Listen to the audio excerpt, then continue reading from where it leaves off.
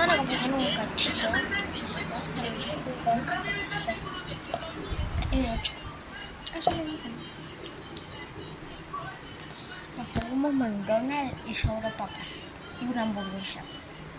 Que eso me lo voy a comer yo a la madrugada. Eso me están pidiendo porque la escondí.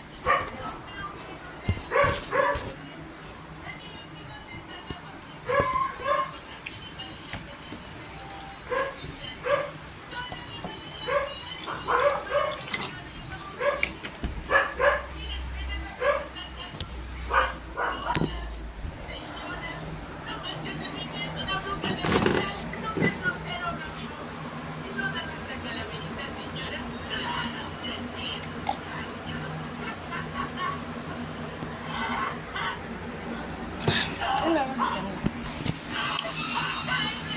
Les acabo de subir un TikTok. Vayan a ver.